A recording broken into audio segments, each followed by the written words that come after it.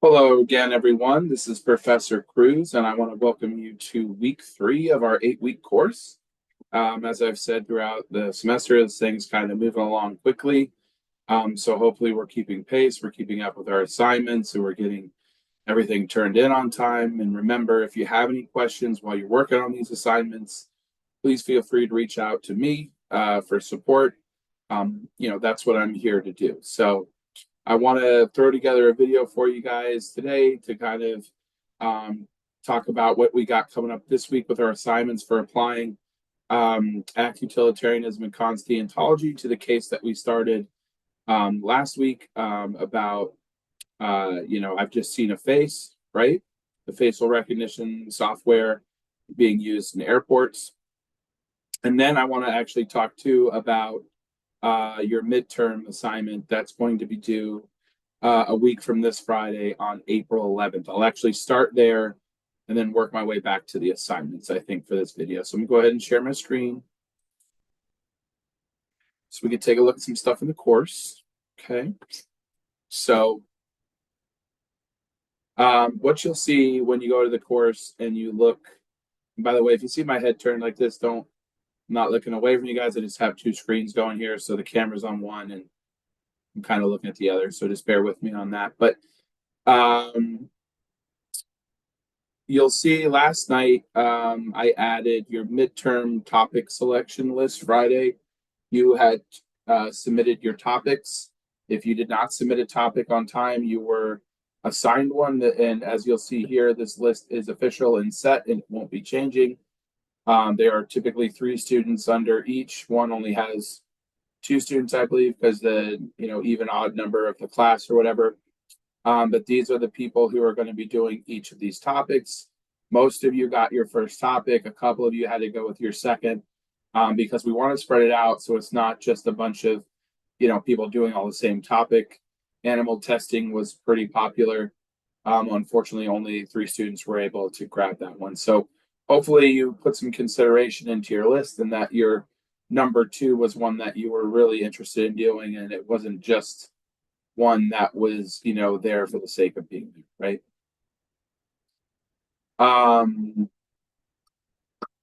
Yeah, okay, so that's that list. So make sure you stick to your topic.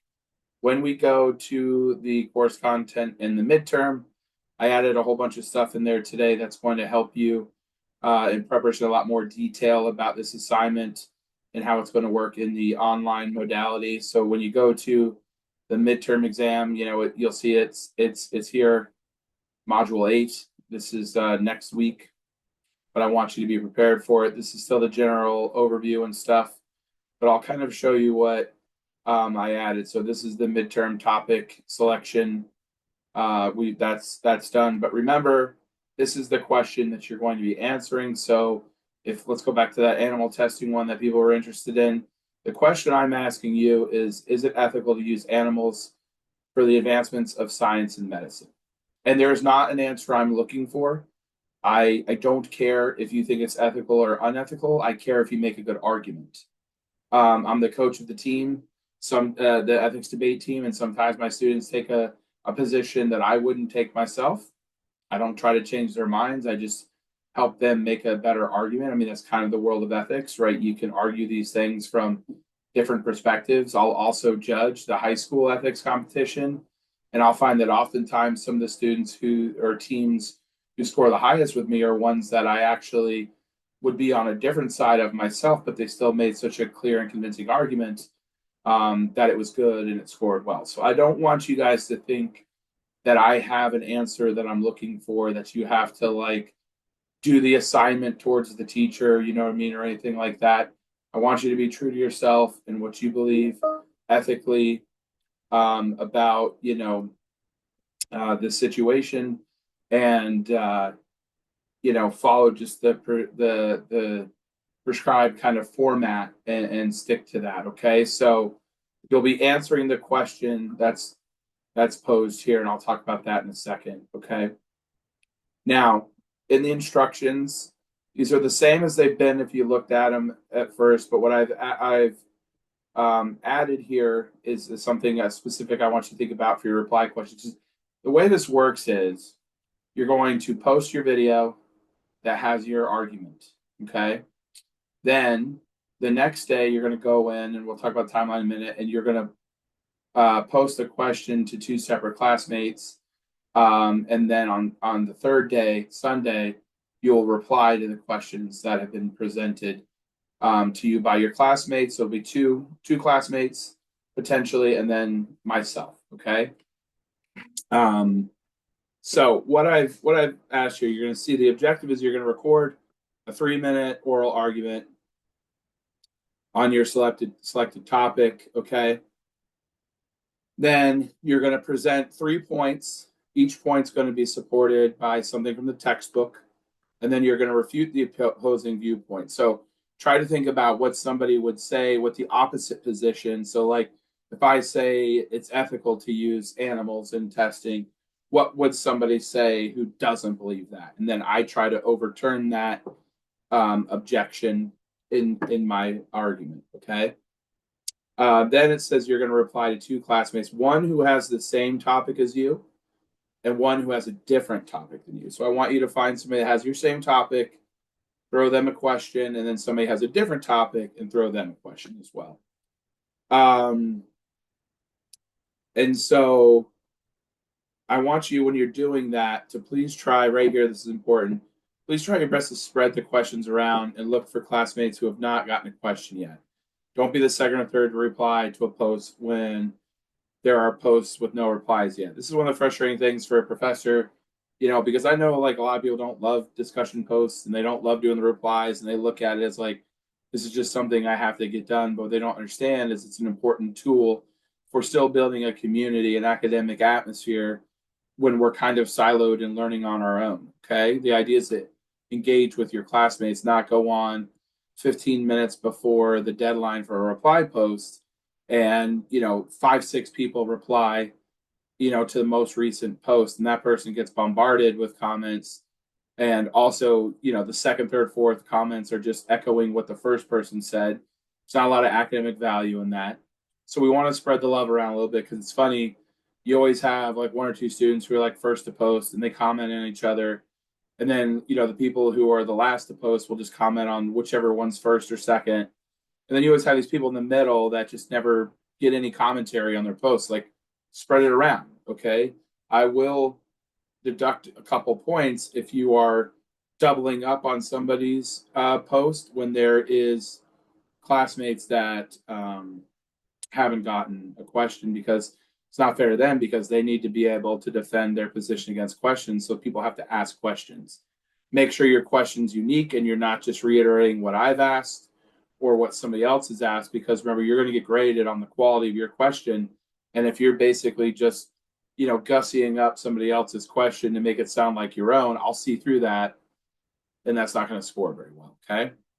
So be original, be unique with it. Now, and that's why I say here, it's okay, you even encouraged to challenge your classmate's position, but please do so. I'll fix that. Do so in a respectful and academic manner. Remember, we aren't calling each other out. We are challenging the strength of the arguments and allowing them to defend their position. So you want to ask them a question that gives them a chance to defend or strengthen their stance. Okay. And you can do that by playing contrarian and ask them, oh, well, what do you think about blah, blah, blah, blah, blah, and see how they defend it. Okay. So the timeline of these exam requirements: on Friday, April 11th at 12 a.m., a discussion board is going to open. You can't see it now because it's closed, but it will open at 12 a.m., so Thursday night or whatever, on Friday. It will close by 11:59 p.m. that night. So you'll have to post it that day. Now, you can pre-record your presentation anytime you want, obviously, and upload it. If you're not as tech savvy, I'm going to show you an easy way to do it, and then you would just have to record it sometime that day when it's posted, but I'll get to that in a second. And then on Saturday, so this is due, so 11:59 p.m. Friday, you have to have that posted. It's like an exam. Treat it like an exam. If you don't post by Friday night, it's a 0. All right, let that sit in. There's no, oh, I forgot, or oh, I was working. This has been up and you've known about it for a month. You've had your topic now with well over a week and a half, right? More than that actually. What would it be, like 12 days or so, to create it. So there should be no excuse to like, I didn't have time, I couldn't get the technology, yada, yada, yada, plan for it now. It's the same thing as if you slept in during an exam and you missed it. It's like a zero, right? So treat it with the same respect that you would treat an exam. Okay. So your initial post with the video is due by 11:59 p.m. Then you have the next day, all day Saturday, to reply to two classmates. Okay, so you go and you write your questions. Watch their video, write a question that shows, hey, I saw your video, I'm paying attention, and here's my challenging academic question for you. Okay. And then by Sunday, you have to respond to your classmates and your professors uh, uh, who asked you questions. Now, I understand though that part of this you're waiting on somebody else. So if your classmate, if somebody posted you a question after this deadline here, I'm not going to hold it against you if you don't respond to it. So like if you go on Sunday morning when you have time and you answer questions that were there, my questions will also be up by Saturday. Like at that point, I can't like expect you to stay up till midnight on Sunday answering. If you want to, great. If you don't. So if you see that it was posted after 11:15, 9 p.m. Saturday, you don't technically have to answer it if you don't want to. So, I don't want you to be held hostage, so to speak, from your classmates. Okay. I add this section about the video requirements. What's important here is your video must be unedited. You've got 3 minutes from the time you say, hello, my name is so and so, my topic is blah, blah, blah. That's when I'm going to start my timer. So, regardless of what your video time says, because there could be some lag here and there, between starting and stopping, I'm going to start my timer when you start talking, like for your presentation. Okay. And I'll end it when you say, like, thank you or whatever that ends your argument. Now, obviously, you can record this video as many times as you want to get it where you want it to be. I encourage you getting it right. But it has to be one continuous recording because I don't want you to sit there and clip and clip and clip and clip and clip and get it perfect. Imagine this is a speech that you'd be giving in front of a class, the same as you would anything. Okay. When you give this speech, I want you standing up and away from your computer because I don't want you reading off your computer screen. I will be able to tell if you're reading. And if you're reading, you sound like too perfect, too methodical, like I'm reading off a piece of paper, you're going to lose points on that. This is supposed to be conversational. It's not a speech class. I'm not grading you on the quality of your speech. I'm grading you on the content that you're presenting. Now, you'll see here, you will be able to use one 3x5 note card with handwritten notes on one side. Okay. What you'll do if you're going to use that, like say my notepad here is a 3x5 card. Before it gets started, you show the 3x5 card on the front, show the back. So I see that it's only handwritten on one side, and then you can have it with you when you're standing there. What I would recommend is not putting too much stuff on there, but just putting some points or sites or things that you want to make sure I can't forget these things one side. Because the idea is I want you to have some notes to guide you, but not just, oh, I believe that this is ethical or unethical because where you're just reading off the card. No point to that. Okay. The point is to go up and give an argument. Okay. You don't have to use a 3x5 card, but if you do, that's my expectation. If you use a card that you've not shown the camera, or if you show me and it's got both sides and you use it anyways, you will be heavily deducted on your score because that's outside of the expectations of the assignment. Okay, the best way to do this is just to practice. Okay, run through it a bunch of times so you get comfortable saying it, and then you can run it. Okay, if you were in a class, you would have to go up on the spot and give the presentation. The advantage you have in this is, I don't know how many times you've attempted a video until you post it, but remember that one video has to be a continuous video. Okay. Keep in mind that technology issues will not be a valid reason for not having your video turned in. You've got the better part of 2 weeks to figure that out. We have computers on our campuses. There's computers at libraries. Friends, family members have it. You should have it. Obviously, if you're an online student, most computers are web cam capable. If not, please make a plan to secure that now, because this is the expectation, is that you have that done. Okay. There's an easy way to post your video, which I'm going to demonstrate in a minute. But when you're on a computer with a webcam and a microphone, you go to the discussion board. You can click Start New Thread. You can click Record. You record your video, then you click Add when you're done, and then you post your video, and it'll appear as a link. So the system will actually let you record right from your camera on your computer and go to the discussion board. Okay. Now, these are my tips for preparing. You can look over those. And remember, I'm kind of glancing through some of the stuff. So, as always, I'll encourage you to read this on your own as you're going through it. Okay. Yeah, and here's the guidelines. We're going to have the presentation, the expectations, oral citation, time management materials. It just talks about this. Okay. Then this is the framework. Okay. This is how I want you to do your argument. This is a kind of standard way that you could present an argument like this. Your introduction, your conclusion are literally as simple as this statement. So like going back to the animal testing, you say, I could believe that animal testing is ethical or unethical depending on your stance for the following 3 reasons. 1, blah, blah, blah. 2, blah, blah, blah. And 3, blah, blah, blah. I expect to hear those. 1, a point, 2, a point, 3, a point. So you're going to tell me, because the idea here is if you have 3 points for anything, you can make any kind of argument. I have my position, ethical or unethical, and here are my 3 points.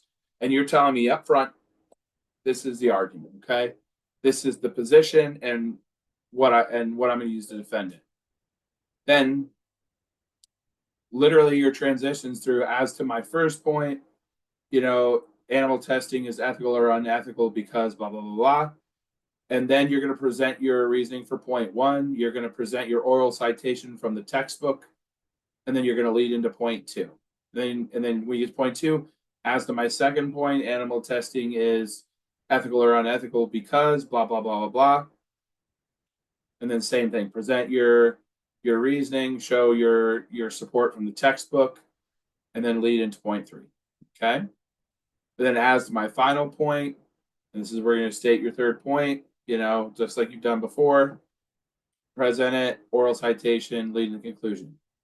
Each of these points should have something from the textbook that you can use to support your position. This is the midterm. So at this point, we will have covered the first 7 chapters of the textbook. You can use anything that you think supports your position from any chapter we've read so far, except for chapter 2. The reason why you're not using chapter 2 is, as interesting as it may be, chapter 2 is psychology. It's not ethics. Okay. We use it to think about the basis of our morality and moral reasoning, but the content within that chapter is psychology. We want an ethical argument. So this will give us chapters 1, 3, 4, 5, 6, 7. Okay. Anything in there. You can use stuff from the theories, you can use terms, but it should be things that logically support your position that are cited from the textbook orally. That's as simple as Madison Monroe 2022 state, blah, blah, blah, blah, blah. And this is the way we know, since you're not turning in a written thing, we know where you've used your borrowed information. Okay. Now, after you've made your 3 points, you're going to refute the opposing viewpoint. And so this is where you're going to, acknowledge possible arguments that exist against your position. And I want you to be fair. Don't make it look weak. Don't be dismissive about it. Don't tee yourself up to where mine is the only, standpoint that can be reasonable or logical and no other reasonable logical standpoints exist. I want you to think fairly about what a legitimate counter argument to your position would be and what you would say against that argument. Okay. And then your conclusion is literally just, in conclusion, I believe that animal testing is, ethical, unethical, for the following three reasons. One, blah, blah, blah. Two, blah, blah, blah. Three, blah, blah. Kind of like an essay, okay? But the idea is you start on the position and your points, you develop the points, you refute the counter argument, and then you end on your position. Seems repetitive, but over 3 minutes, right when your audience is about to like forget what your points were, you bring it back up. Right when they kind of are about to forget that they've heard your statement, you hit them with it again, and you keep bringing it back up, and it's that repetition of your position. Okay. I've added the rubric, and so you'll see how your 100 points break down. You're going to get 10 for the organization, 10 for your oral citations, 10 for your time management. Remember, it's a 3-minute benchmark, as it says in the instructions. Your thresholds are like 245 to 315. If you hit in there, no penalty. Outside of those, you're going to get penalized, okay? Then 10 points for the questions you pose to your classmates. So the way I'll look at that is each one's worth 5. Responses to your questions, to your 2 classmates and me. So like each response is going to be worth like 3 points something, right? And then your content, as always, your heaviest point. So 50% is going to be content alone. And then that totals up to the 100. Okay. Now I'm going to switch back over to teacher mode for a minute, because I'm going to want to show you the discussion board that's there. But you can't see it yet because it's closed. I don't want to open it now and have people start popping, their stuff in too early. So it will open at the time that it says it opens in the instructions. So don't worry about it. It'll automatically turn on by time, because you can see right here it says available on April 11 at 12 a.m. So 12 a.m. Friday morning, it's going to pop open, and then access will be restricted when it ends. So the thing closes the 13th. So we could do the replies. That does not mean you have to the 13th to do your post, your original post. Your original post, if it's not submitted by midnight, on April 11th, you've got a 0 on your exam, basically. So if you don't think you can record it that day, make sure you pre-record it and get it so you can load it up on that day. But remember, it's a 3-minute, presentation. If you're practiced and you're ready to go, you go there, you hit record, you say your spiel, you stop it, you post it. It shouldn't be. Most people have enough time in the day to do that kind of thing. Okay. So you'll see what it says here. Please post your video by Friday, 11:59 p.m. Then you will need to pose a question to 2 classmates by Saturday, 11:59 p.m. And then finally, you'll need to respond to all questions under your post by 11:59 p.m. That should say Sunday. I'm sorry, typos, putting this in there today. I'll get that fixed. You're going to title your post with your full topic as it's listed in the module. Okay. And then it says again, this easy way to do this is like that. So I'm going to show you so you go here, you click midterm, on the post, then you see where it says start new thread.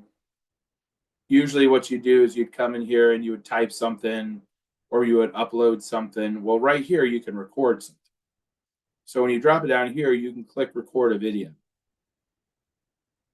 And it's not going to access the video audio right now because I'm using it through Zoom right now. But all you do is you'll see a window of yourself right here, and it says record.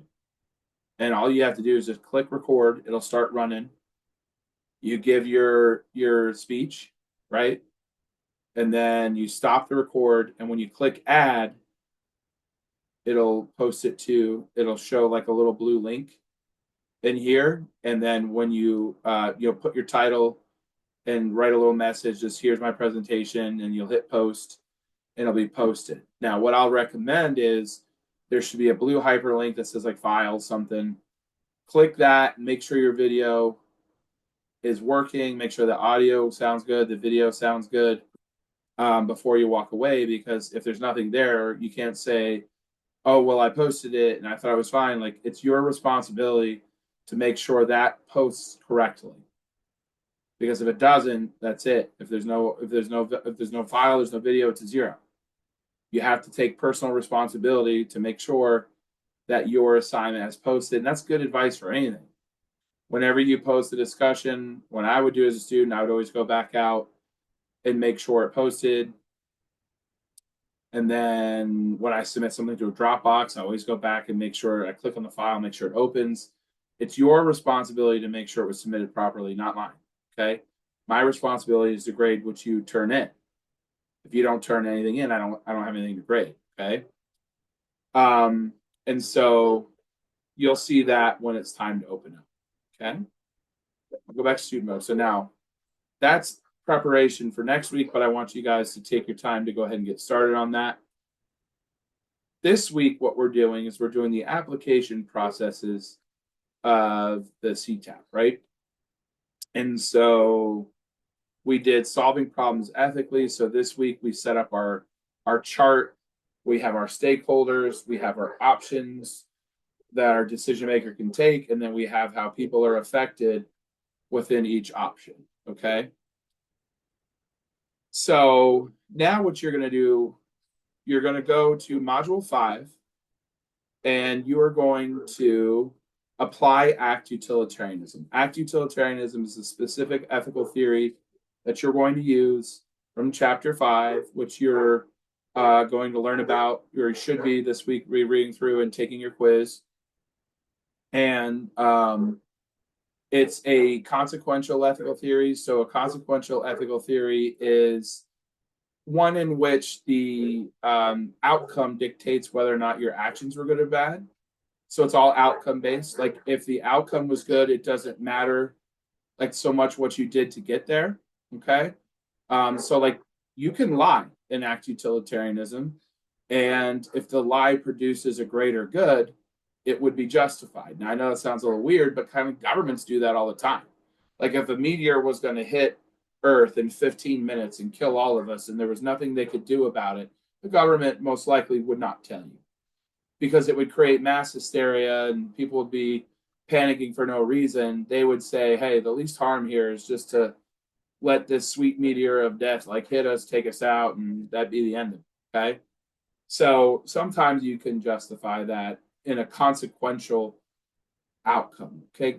We're not picking, these two theories because they're the best and because they're the only two theories worth considering. I don't want you to think that. There's like 8 we're looking at. They're all pretty good in their own way.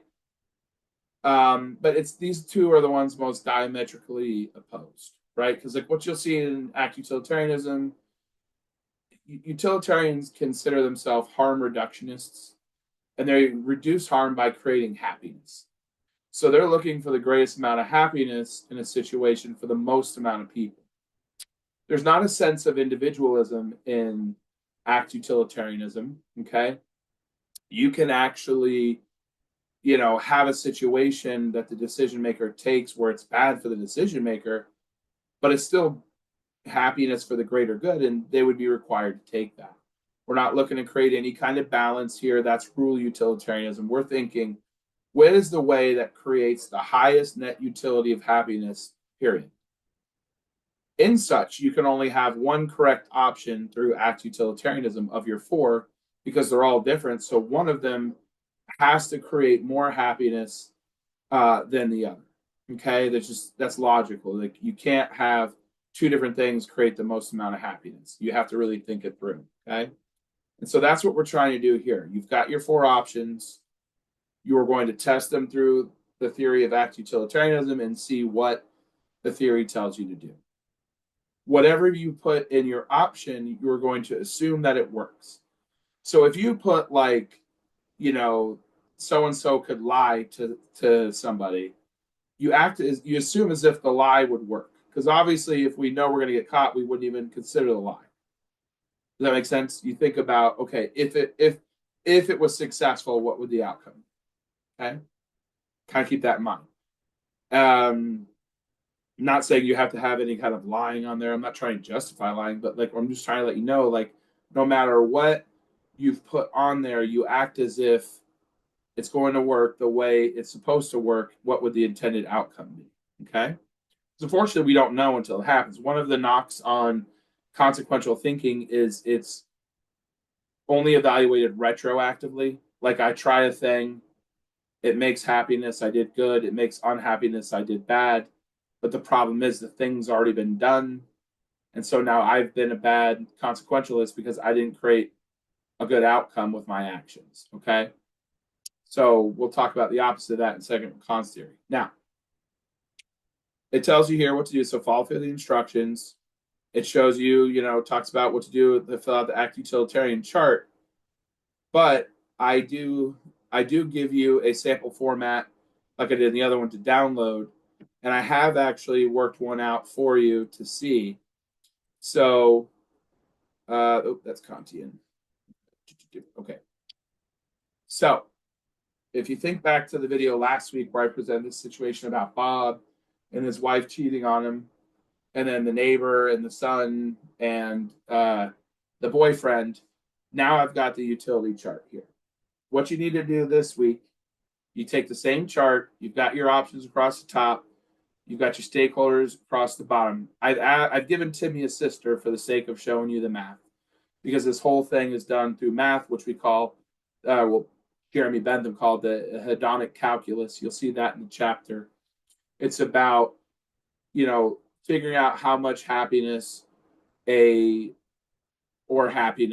option makes, and then multiplying it by the number of people that are in that group. Now, this is going to take some logical thinking on your guys' end. So if you said like airlines, like how many people are represented by those airlines, like that would work for them or whatever. If you say a family, how many people are in that family?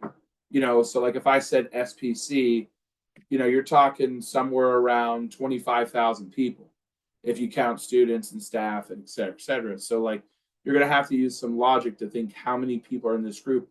And this math is extremely important. If you don't put the numbers and you don't do the math, you're going to be penalized big time, because without the math, it doesn't work. You don't get the greatest happiness for the most amount of people, because the whole idea is, something could create, -10 net utility, right? For me. Okay.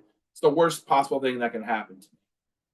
But 11 people could get a +1, and that creates +11 in the net utility. And that would be our option.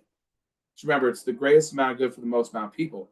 So even though I'm completely devastated, 11 people being somewhat happy is more valuable in the theory than my one person being unhappy.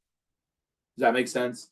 And so what you do here, you write your central ethical issue out. Should Bob divorce his wife for her infidelity?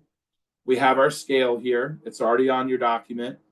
When you download it, it goes from +10 to -10. Think +10 is the best outcome for that person of all scenarios. -10 is unhappy. It's like the worst you could be. 0 means positively unaffected, no way, shape, or form. So you got to be careful. Like, not allowed to be 0. And then it's just on the spectrum of positives, like how happy, how unhappy, and it's a range. Now, I'm going to caution you, people like even numbers, and everybody always wants to do 0, 5s, 10s for everything. That's not logical. Everything's not going to be +10, -10, +5, plus. You know what I mean? Like if you look at 4 options and they're all different, how can they all give a +10 to the same guy? You see what I'm saying? It's like you have to think logically, use context from the case scenarios, think what's the best situation for this stakeholder? What's the best situation? What's the worst? And then kind of logically balance throughout. And I'll kind of show you what I did here. So, like I said, I gave Timmy a sister just so it would help the math a little bit so you could see how you do it. So I listed my 4 options, right? I did Bob could do nothing. Bob could divorce his wife. Bob could ask his wife to go with into marriage counseling. And then Bob could ask his wife for a trial separation. And then I have my decision maker, Bob, Mary, George, the boyfriend, Timmy, and Sarah. And I've got the number of people in each group next to them. And then I put in my net utility. Okay. So when I go through, and I think about Bob, this is probably getting divorced is worse for Bob. So that's -10. Or I mean, not getting divorced, doing nothing and just like continuing to stay in this relationship where his wife's cheating on him, and he's, just taking it, like that's probably the worst for him. So -10. Bob divorcing his wife, maybe it's like he's a little happy because, like, he's the one who's been made a fool of here, but he's not gonna be super happy because he's still getting divorced. So maybe asking his wife to go to marriage counseling puts him a little bit happier. You see, this is like happier than getting divorced because they're trying to work it out. And then Bob asks his wife for trial separation. That's like halfway to divorce. So I put halfway to his worst. Obviously, this is subjective to me and my thinking. That's one of the other knocks against this theory that people say is like, how can you accurately predict other people's happiness? Well, the idea is you can't perfectly do that, but you're trying to put yourself in their position and think what would make them the most happy. So if I were Bob, I do have, I mean, you guys see it probably. I'm married, so I'm thinking about it in my perspective. If this were me, staying in a cheating relationship would suck. Getting divorced in that situation might make me happy because now I can pursue a partner who wouldn't do that to me, but I'm still going through a divorce. I mean, that might even be like a slight negative. Trying to work it out would be good. Just walking away from it and pretending like it's not happening in that middle ground would probably not be good either. Okay. So then you just go through the same thing for the other options. I gave Mary a +2 here, a -7, a +1, a -2. I gave George a +5, because he might feel bad that, he broke up a marriage. I gave him a -5 because he'll feel bad if they get divorced. +2, -3. The boyfriend, I gave him, like, if he does nothing, I didn't give him max happiness here because, like, okay, so maybe he continues to see Mary, but now he knows that Bob knows, and maybe he feels a little bad, or like they have to hide it now a little bit more. So it's not max. I gave him max happiness at maybe like he gets a divorce, so then he could pursue Mary in a relationship. And then, the marriage counseling is like -6 because if they work it out, maybe he loses his girlfriend. And then asking for a separation is like a +8, again, because it's kind of like that. They can continue the relationship, but she's not quite free of Bob, right? And then I thought about the kids. And in this situation, if he does nothing and he doesn't make a scene and the kids never find out, that's their best scenario. And you multiply that by 2 kids now, and so you get 20. If they get a divorce, this is going to throw their whole life in a mix, as some of us may know from personal experience, getting divorced with kids or being a child of divorce like myself. Like, it's tough. Even if it needs to happen, it's a hard situation for a lot of people involved. So especially for kids. So maybe that's their worst scenario. The counseling thing, I gave halfway because at this point they might know something's going on, but they're happy that mom and dad are trying to work it out. And then the separation's like like a -5 because like they're unhappy.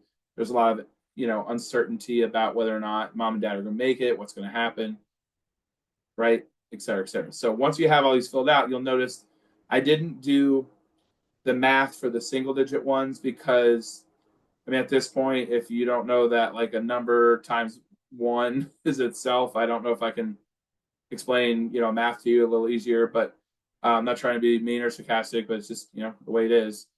So when you have multiples, that's when you do the math. Now, what you do is you total up everything down the column, and that makes the net utility score. So when you total this all up, +25. Total this all up, -20. Total this all up, 11. Total this all up, -12, which means purely whatever that is, it does not matter what the decision is, doesn't matter if you like it, doesn't matter if you agree with it. If you've worked the chart honestly, whatever produces the highest net utility is what you go with, and that's option 1 +25. And you present that down here like this. If Bob were an act utilitarian, he would do nothing about his wife's infidelity. Now, some of you are sitting there thinking that's terrible. Listen, it's not about Bob. Remember, there is no such thing as individual rights in act utilitarianism. It's about the collective good, the greater good. When people say the greater good, that's what it means. Sometimes it doesn't include you. It's just the way it is. If you don't like this option, you perhaps will like the next one. The next theory could make you think a bit different. If you like this option, then you might not like the next one. You see, I'm going to tell you right now, and I warn everybody about it, this is not about making these two things agree. I'm going to tell you, you should get different answers. If you get the same answers, you didn't do it right. You manipulated your chart. If your act utilitarian answer matches your Kantian answer, it's probably because you manipulated your chart in such that it looked more like rule utilitarianism. Okay. John Stuart Mills, who does rule utilitarianism, once said that Immanuel Kant found a convoluted way to come up with net utility. Well, Immanuel Kant had his theory 200, almost 200 years or so before John Stuart Mills. Immanuel Kant said we're going to look to act in a set of universal moral rules that we would want everybody to follow in every situation and that don't exploit anybody. Okay. John Stuart Mill shows up and says we're going to create a set of rules that if everybody followed would be like ethical and that everybody's going to be happy. I know a borrowed work when I see one. I'm a professor. So I think he kind of spun Immanuel Kant a little bit into the consequential. It's still consequential, but he's trying to create this balance of happiness for everybody. And that's not what we're doing in Bentham's Act Utilitarianism. We are creating the most amount of good for the most amount of people. So your options should be different. Okay. And remember, you can only get one correct option through this theory because one of them has to be more happiness than the other. So when that's done, you finish that up and you submit it. Okay. Then you're going to do your application of Kant's deontology for your non-consequential ethical theory. Now, remember, if I said a consequential theory is judged by the outcome of the actions, the non-consequential theory is judged by the actions themselves. Okay? So since we can't control what happens beyond, our initial attempt to do something, what we control is our intentions in the process. Because sometimes you could start out and you can do something well intentioned, and for reasons beyond your control, it turns out bad. That's not always your fault, right? So what we think about is the one thing we can control in something like deontology is us and how we work through something and how we're going about it. If we're going about it with goodwill and our sense of duty and all those things that you'll see in the chapter. Okay. So it's the same thing now. You'll go here and you'll download this document and then you'll fill it out with your stuff and then you'll run a test for your 4 options, which again, I've done here for you. So you start by stating your ethical issue again. Should Bob divorce his wife due to her infidelity? You list out your options. You need to list these options as full sentences. Since we're based on intent, we need to know the whole actions, the verbs, the whatever. So when you just say do nothing, that is not a full sentence.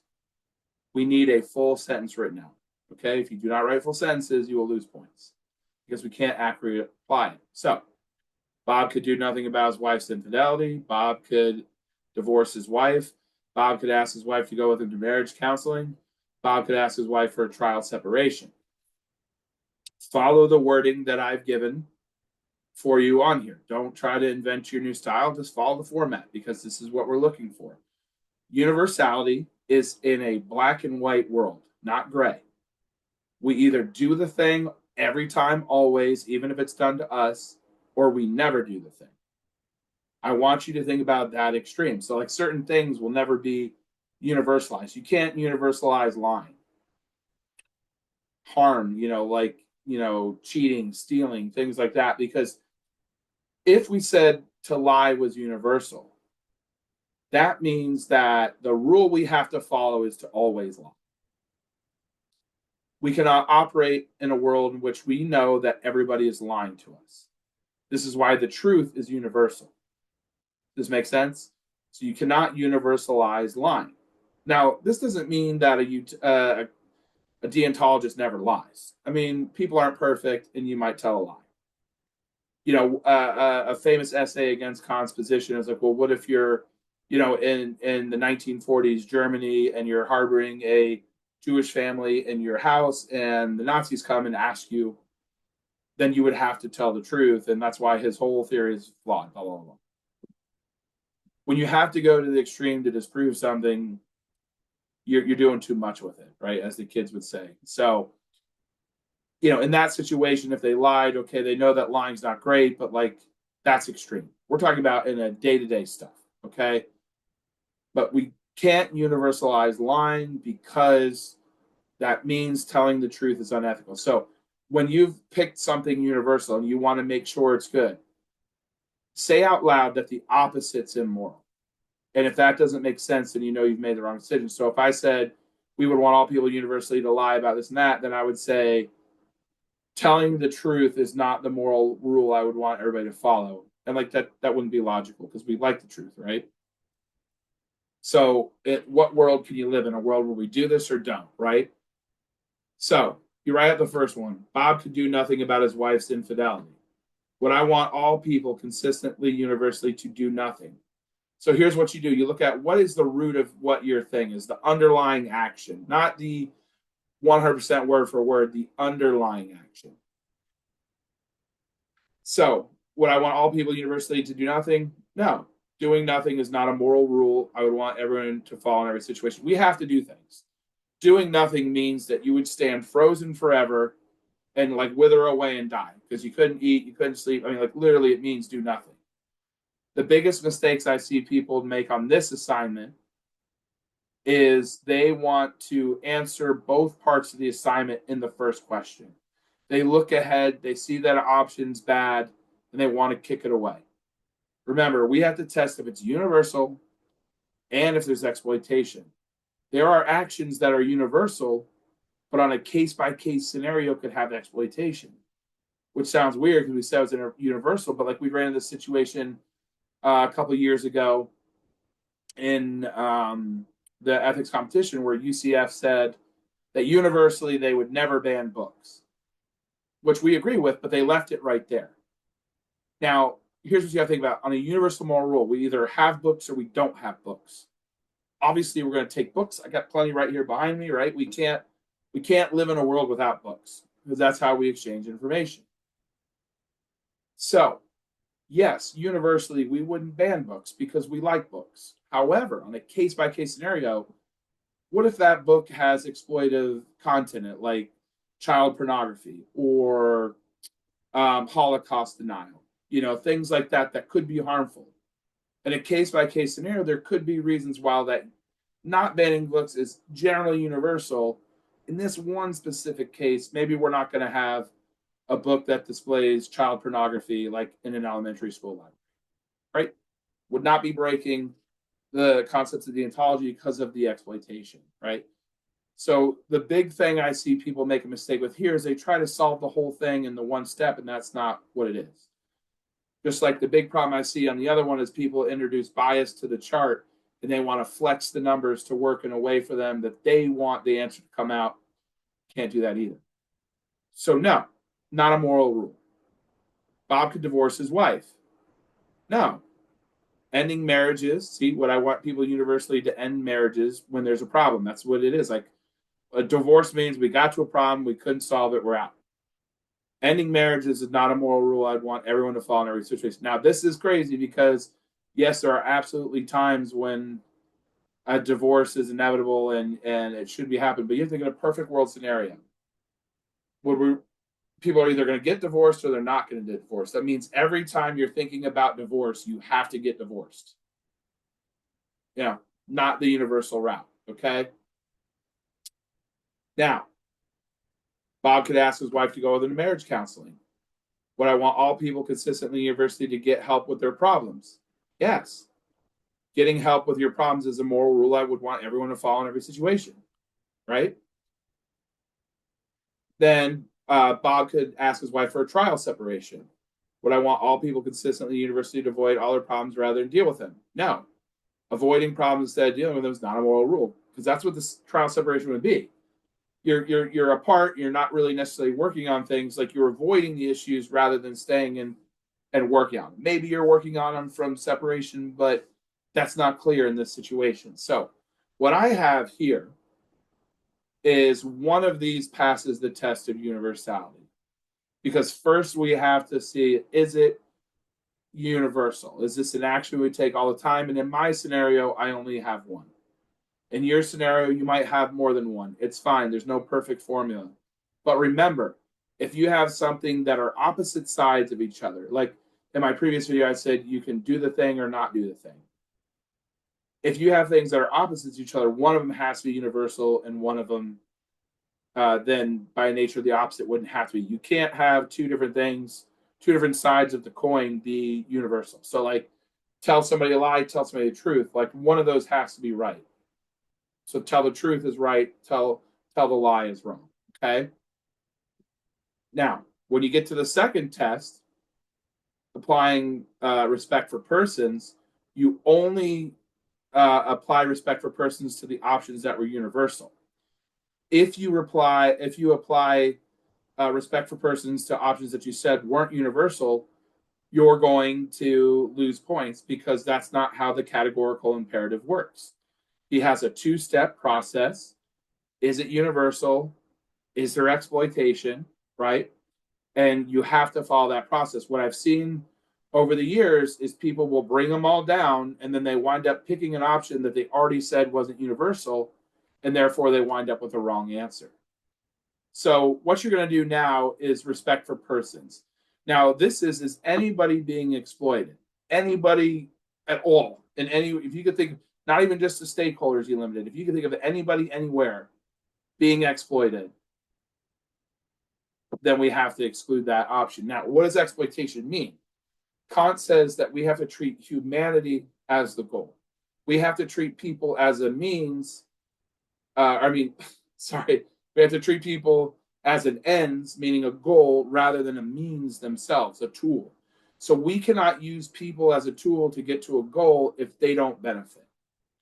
So, like, let's say you need a car and I need 10 grand. So I sell you my car and you give me your 10 grand. We've both used each other for something we need, but since we're both taking away something we want and we're both okay with the arrangement, it's not exploitation. It would only be exploitation if I sold you a car knowing it was a lemon and the next day it breaks down, I have your money, you don't have the car. I exploited you. Or let's say I give you the car and you have my car and the next day your check bounces. And so now you're gone with my car and I don't have your money. Now you've exploited me. But as long as somebody's taking away a benefit, it's non-exploitive. It doesn't violate respect for persons. You also need to consider here, and this is a big difference between act utilitarianism. In act utilitarianism, the decision maker has to act in a way that creates the greatest amount of good for the most amount of people involved, even if it comes at the expense of himself. In Kant's theory, you cannot exploit yourself, okay, to create a benefit for everybody else if you also don't benefit. You can't exploit yourself. Think about something like doing heroin. A lot of people, like libertarians or something, might be like, oh, well, it's a victimless crime. In that sense of the law, yeah, sure, I chose to do this thing to myself. But Kant would tell us that's an exploitation of the self, because to get that good feeling of the high, you have to exploit your health and potential life to get that. So you're exploiting yourself to get to this outcome of feeling good. And that exploitation could result in your death. So that's no good. You see, so we have times where we have to think about who's getting exploited. Now, if you like it, then it's the opposite, right? Or don't like it. So, like, if there is exploitation, remember, is anyone being exploited by this situation, then you would say yes, so this is a bad option. But in my case, I only have the one, it's a good option. So here in the decision, if Bob were a Kantian, he would ask his wife to go with him to marriage counseling. He's asking, he's not forcing. She has the ability to say no, so there's no malintent.